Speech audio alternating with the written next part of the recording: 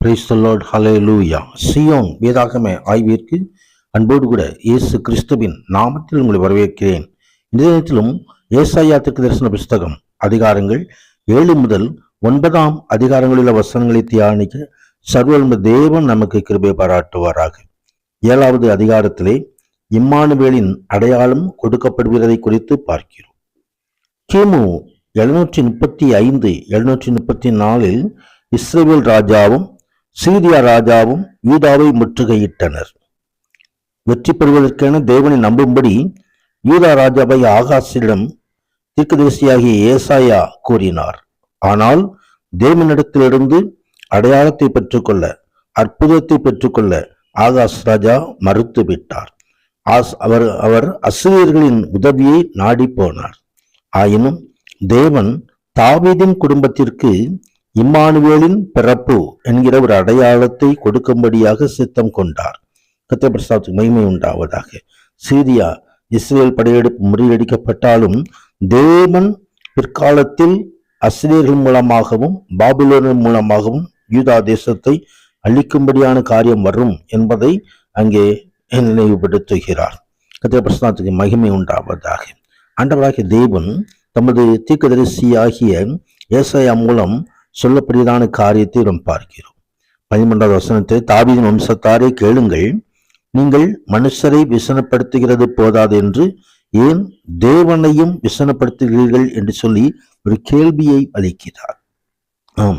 அங்கே ஆண்டவரை விட்டு விலகி போகிற அந்த ஜனத்திற்கு அங்கே இம்மானுவேல் என்று சொல்லப்படுவதான ஒரு கர்த்தர் நம்மோடு இருக்கிறார் என்று சொல்லி அர்த்தம் கொள்கிறதான ஒரு பெயர் இந்த கன்னிகை கர்ப்பவதியாகி குமாரனுக்கு கொடுக்கப்படுகிறது. கர்த்தர் மகிமை உண்டாவதாக. அந்நாட்களிலே கர்த்தர் எகிப்து நதிகளின் கடையாந்திரங்களது ஈயம் அசிரியா தேசத்தில் இருக்க தேனியையும் பயில் காட்டி அழைப்பார். கர்த்தர் மகிமை உண்டாவதாக. நாளில் நடைபெறப் போவதான காரியங்களை குறித்து வேதவசனம் எச்சரிப்பாய் சொல்லுகிறது. 8வது அதிகாரத்திலே அசிரியா கர்த்தருடைய ஆயுதமாய் பயன்படுத்துகிறதை குறித்து நாம் பார்க்கிறோம். கர்த்தருடைய மகிமை உண்டாவதாக. அங்கே ஆண்டவராகிய தேவன் ஏசாயா தீர்க்கதரிசி நோக்கி பெரிய பத்திரத்தை எடுத்து மனுஷன் எழுதுகிற பிரகாரமாய் அதிலே மகேர் ஷாலால் அஸ்பாஸ் என்று எழுது என்றார். மகேர் ஷாலால் அஸ்பாஸ் ஏசாயாவின் இந்த 2வது மகனின் பெயருக்கு கொள்ளையிடுதலும் அழிவும் சீக்கிரம் வரும் என்பதாகும். கர்த்தருடைய மகிமை உண்டாகும். அசீரியர்களின் கையிலே விழப்போகும் சீரியாவை பற்றி மட்டுமல்லாமல் இஸ்ரவேலின் விழுகையையும் இந்த பெயர் முன்னறிவிக்கின்றது. தீர்க்கதரிசனமாக இந்த காரியங்கள் அங்கே சொல்லப்படுகிறது. கர்த்தருடைய மகிமை உண்டாவதாக. ஏசாயா தீர்க்கதரிசி ஆண்டவர் என்ன சொல்கிறாரோ அதே காரியங்களை அங்கே ஜனங்களுக்கு எச்சரிக்கையாக சொல்லுகிறதையும் நாம் பார்க்கிறோம். இந்த ஜனம் மெதுவாய் ஓடுகிற சிலோவின் தண்ணீர்களை அசட்டை பண்ணி ரெட் சீனை ரெமலியாவின் குமாரரையும் சார்ந்து சந்தோஷிப்பிக்கிறபடியினால் கர்த்தர் வல்லமையின் திறனான ஆற்று நீரை அசிரியாவின் ராஜாவையும் அங்கு சகல ஆடம்பரங்கள் உண்மையில் புரள பண்ணுகிற அந்த ஆற்றை போல புரள பண்ணுவார் என்று சொல்லி எச்சரிக்கிற ஒரு சத்தம் அங்கே வருகிறது. யூதாவுக்குள் புகழ்ந்து பிரவாகித்து கடந்து கழுத்து மட்டும் வரும் என்றார். இம்மானுவேலே அவன் சட்டையின் விரிவு இந்த தேசத்தின் விசாலத்தை மூடும். கர்த்தர் எச்சரிக்கைதான அந்த எச்சரிப்பை அவர்கள் பொருட்படுத்தவில்லை. அதனால்தான் தேசம் அழிவுக்குள்ளாய் கடந்து சென்றது. மகிமை உண்டாவதாக.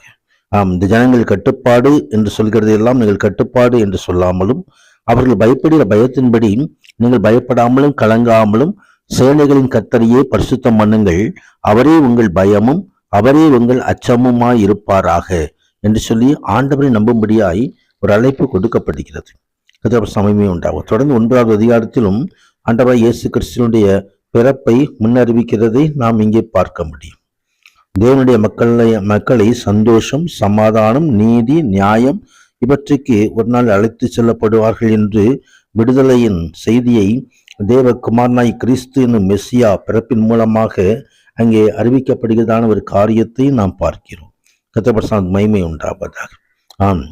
6வது வசனத்திலே நமக்கு ஒரு பாலகன் பிறந்தார், நமக்கு ஒரு குமாரன் கொடுக்கப்பட்டார், கர்த்தத்துவம் அவர் தோளின் மேல் இருக்கும், அவர் நாமம் அதிசயமானவர், ஆலோசனை கர்த்தா, வல்லமையுள்ள தேவன், நித்திய பிதா, சமாதான பிரபு எனப்படும்.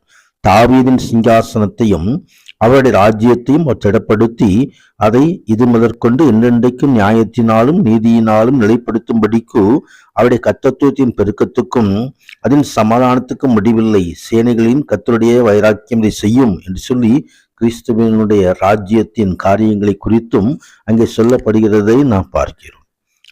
அந்த ராஜ்யத்துக்காய் நம்மையும் அழைத்திருக்கிறார். இஸ்ரேல் மீது கர்த்தருடைய கோபம் மூண்டது. கர்த்தர் மகிமை உண்டாவதாக. ஆனாலும் ஆண்டவராகிய தேவன் கிருபையாய் தமது ஒரே பேரான குமாரனை நமக்காக தரும்படியாய் நித்திய ராஜ்யத்தை நாமும் சுதந்திரிக்கும்படியாய் உன்னைய தேவன் அருள் செய்கிற தேவன். அந்த உன்னைய தேவனை நாம் ஆராதிப்போம், மகிமைப்படுத்துவோம், நன்றி செலுத்துவோம். அவருடைய பரிசுத்த சமூகம் நம்மை நடத்தும். அவர் தம்மையே ஆசீர்வாதங்கள் நிரப்பி மகிமையான காரியங்களை செய்வாராக. ஆமேன், ஆமேன்.